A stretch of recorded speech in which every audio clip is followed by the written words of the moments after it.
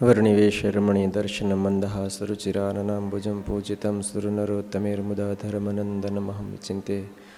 બોલો સ્વામિનારાયણ ભગવાનની, હરિકૃષ્ણ મહારાજની, લક્ષ્મીનારાયણ દેવની.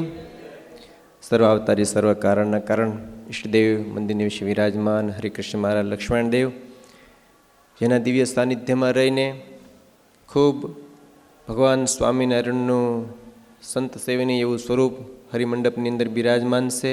એના દિવ્ય ઉપસ્થિતિમાં આપણને ખૂબ સુંદર આજની કથાનું રસપાન કરાયું. સેવા Vadtal temple board committee chairman Swami Shri Sant Vallabhdasji સ્વામી તેમજ આ સમગ્ર મહોત્સવનું દિવ્ય આયોજન કરીને આપણને સૌ કોઈને આના સાક્ષી બનાવ્યા છે. એવા આપણા દક્ષિણ દેશ વિભાગ એમના સત્સંગ સમાજના મહાસભાના પ્રમુખ સ્વામી શ્રી સદગુરુ શાસ્ત્રી સ્વામી નવતમ પ્રકાશદાસજી સ્વામી અને તમામ વાલા સંતો હરિભક્તો હૃદયથી જાજા કરીને જય સ્વામિનારાયણ. સમય ઘણો થઈ ગયો છે અને આજના તમે સ્વામિનારાયણ યુટ્યુબ ચેનલની અંદર ખોલશો ને તો લગભગ બધા સ્થાનની અંદર શિક્ષાપત્રી મહોત્સવ નાનો મોટો ઉજવાતો તમને દર્શની થશે.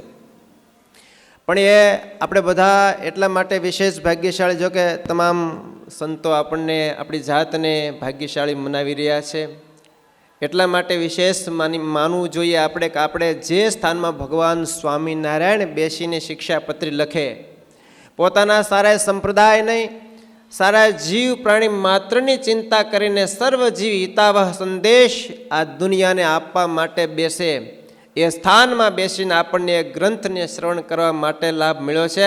માટે આપણે મહાભાગ્યશાળી છીએ. ખૂબ આનંદની સાથે કહી શકીએ કે હમણાં ચેરમેન સ્વામીએ કીધું કે પૂજ્ય શાસ્ત્રી સ્વામી બહુ મોટું ભાગ્ય લઈને આવ્યા છે. આ મહોત્સવ દેખાય ભલે નાનો, પણ આ દ્વિશતાબ્દી મહોત્સવ ઉજવાઈ રહ્યો છે. કારણ કે આપણે દિવાળીએ એ સમયો કર્યો હતો, પણ આજ મૂળ દિવસ મૂળ સ્થાનમાં એ મૂળ સમયની અંદર મહા મોટો લાભ લીધો હોય તો પૂજ્ય સ્વામીના હેત રુચિવાળા ભક્તોને એકવાર હૃદયથી બિરદાવું છું કે સ્વામીનો બોલ પડ્યો હશે અને હરિભક્તોએ ઝીલી લીધો હશે. સ્વામી આપણે સમયો કરશું. તો આજના આ પવિત્ર દિવસે બહુ જાજી વાત નહીં કરતા આનંદ વ્યક્ત કરીશ કે આવા ભગવાન સ્વામિનારાયણ આપણને મળ્યા. ભગવાન સ્વામિનારાયણ મળ્યા તો આપણને શિક્ષાપત્રી મળી, અને શિક્ષાપત્રી મળી પણ એને સમજાવનારા જો ન મળ્યા હોત તો આપણે શું સમજ્યા હોત કયો? હમણાં આપણે ચેરમેન સ્વામી એ વાત સમજાવતા હતા, હૃદય સ્પર્શી જાય એવી વાતો ભક્તો. શિક્ષાપત્રી તો આપણે વર્ષોથી પાઠ કરતા આવ્યા છીએ, વાંચીએ છીએ, પણ જેમ વચનામૃતને સમજવા હતા ત્યારે ગોપાળાનંદ સ્વામી સમજાવતા ત્યારે સંતો કહેતા કે વચનામૃત સાંભળાય છે, લેખાય છે, પણ ગોપાળાનંદ સ્વામી પાસે સમજ્યા ત્યારે વચનામૃત સમજાણા. એમ વાલા ભક્તો શિક્ષાપત્રી વાંચી છે, ઘણીવાર ઘણાને દીધી હશે, પણ આવા પવિત્ર સંતો દ્વારા જ્યારે આપણને સમજાય છે ત્યારે આપણા હૃદયની અંદર એમ થાય છે કે મહારાજે આપણને બધું આપ્યું છે.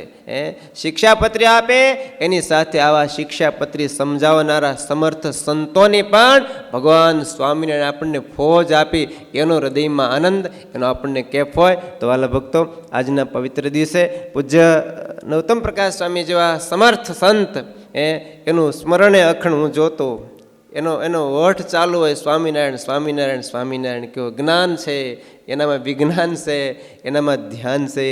કઈ વસ્તુ ભગવાને, એટલે કહું છું કે આપણને જે ભગવાન સ્વામિનારાયણ સાધુ આપ્યા છે, ન ભૂતો ન ભવિષ્યથી આપણા માટે હો, તો એવા સંતોએ આપણા માટે બહુ સરસ નાના મોટા આયોજન કરીને આપણને બધાને સુખિયા કરવા પ્રયત્ન કર્યા છે.